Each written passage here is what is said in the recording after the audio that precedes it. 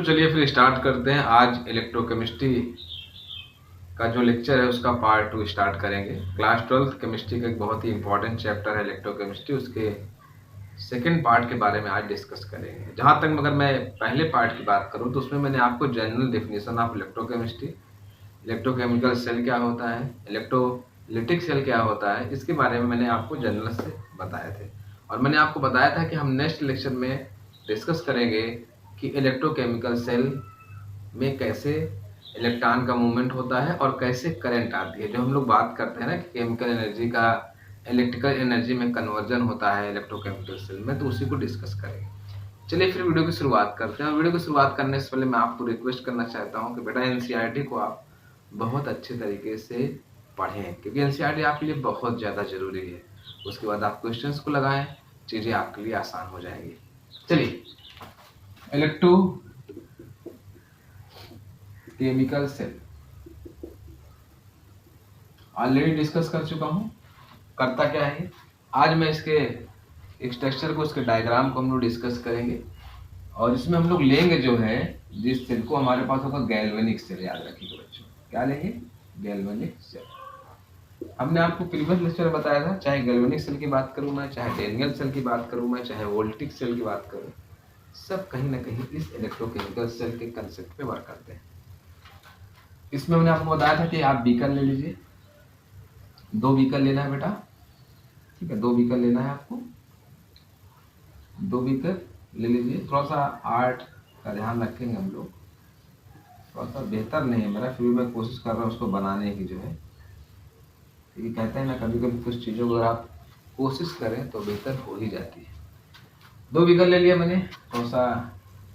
अब पहले वाले बीकर हम लोग क्या करेंगे बच्चों, इलेक्ट्रोलाइट लेंगे। और दूसरे वाले बीकर में भी हम बच्चों क्या लेंगे, इलेक्ट्रोलाइट लेंगे। पहले वाले बीकर में जो इलेक्ट्रोलाइट मैंने लिया बच्चों, वो हमारे पास था जिंक सल्फेट। दूसरे वाले बीकर में जो मैंने इलेक्ट्रोलाइट लिया बच्चों, वो हमारे पास क्या था, कॉपर सल्फेट। पहले वाले बीकर में हमने जो इलेक्ट्रोड यूज किया बच्चों, क्या यूज किया, इलेक्ट्रोड जो मेटल का होता है हमने यूज किया बच्चों, वो था हमारे पास जिंक।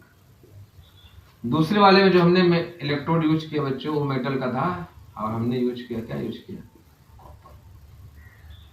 इतना समझ में आया बच्चों? ठीक। अब हम लोग बात करेंगे नेक्स्ट, इसमें कनेक्टिंग वायर होगा हमारे पास, कनेक्टिंग वायर ये जुड़ेगा, और बीच में हम लोग यहाँ पे क्या लगा देंगे, वोल्ट मीटर।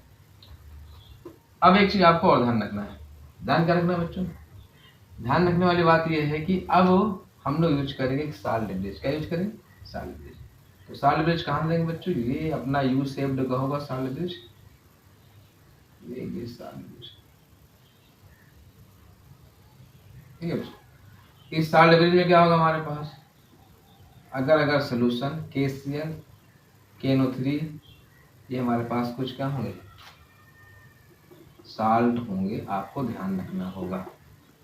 चलिए हमारे पास ये क्या होगा बच्चों, ये होगा साल्ट ब्रिज। एनसीईआरटी में देखेंगे बच्चों तो फिगर आपको बहुत अच्छे तरीके से बना होगा, फिर भी मैं कोशिश कर रहा हूँ अच्छा बनाने के लिए, शायद बन नहीं रहा है। अब देखते हैं आगे प्रोसेस होती क्या है, इसके मैकेनिज्म को समझते हैं, कैसे इलेक्ट्रॉन मूवमेंट करता है, कैसे करंट आता है। देखिए बच्चों, ये हमारे पास है जिंक। जिंक क्या करेगा, 2 इलेक्ट्रॉन निकालेगा, 2 इलेक्ट्रॉन निकलेगा ऐसे ऐसे, ये जाएंगे मेटल के रॉड से, ऐसे ऐसे इलेक्ट्रॉन जाएगा। अच्छा, जब जिंक 2 इलेक्ट्रॉन निकालेगा तो क्या इसमें रिलीज करेगा बच्चों, जिंक 2+। क्या रिलीज करेगा, जिंक 2+। अब ये इलेक्ट्रॉन यहाँ पहुंचा बच्चों, यहाँ पहुंचा। अब यहाँ पे क्या होगा, कॉपर सल्फेट है ना बच्चों, तो यहाँ पे कॉपर 2+ होगा।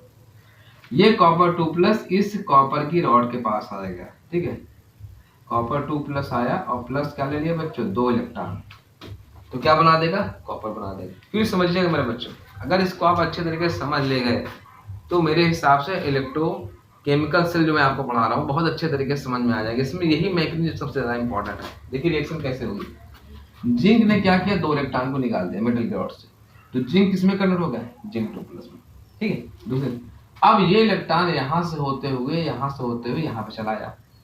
इलेक्ट्रॉन के ऊपर चार्ज कैसे होता है, नेगेटिव। कॉपर 2+ है, कॉपर 2+ इधर आएगा, 2 इलेक्ट्रॉन ये लेगा, क्या बना देगा बच्चों, कॉपर, क्या बना देगा, कॉपर। तो मतलब कहने का मतलब अगर मैं देखना चाहूँ यहाँ पे तो हमें ये दिखाई दे रहा है कि जिंक क्या बना रहा है बच्चों, जिंक 2 प्लस प्लस क्या था 2 इलेक्ट्रॉन। अच्छा कॉपर क्या कंडीशन क्या है बच्चों, कॉपर 2 प्लस 2 इलेक्ट्रॉन लेने के बाद क्या बना दे रहा है। अब मैं आपको एक चीज और बताना चाह रहा हूँ, वक्त के साथ अगर आप देखते जाएंगे बच्चों तो यहाँ जिंक की कंसंट्रेशन क्या होगी, बढ़ती जाएगी, क्योंकि जिंक बार बार निकल रहा है जिंक 2 प्लस, क्योंकि जिंक क्या कर रहा है 2 इलेक्ट्रॉन रिलीज कर रहा है, तो जिंक जो है जिंक 2 प्लस में कन्वर्ट हो रहा है, तो जिंक 2 प्लस कंसंट्रेशन यहाँ बढ़ रही होगी। यहाँ पे क्या होगा बच्चों की Cu2 प्लस जो है ना उसकी कंसंट्रेशन घट रही होगी। तो कहीं ना कहीं एक तरफ तो जिंक 2 प्लस बढ़ रहा है, एक तरफ Cu2 प्लस क्या हो रहा है, घट रहा है।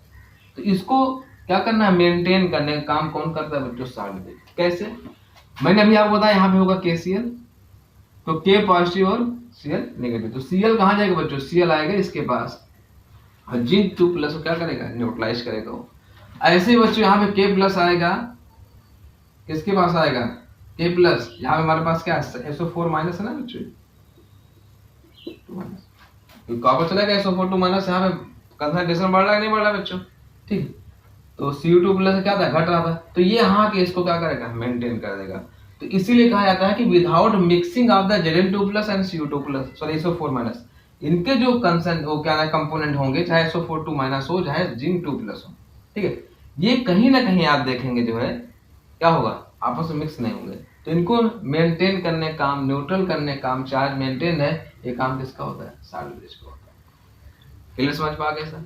एक चीज और ध्यान रखना बच्चों कि आपको बताया गया था फ्लो ऑफ चार्ज पर टाइम नॉन रहता है करंट।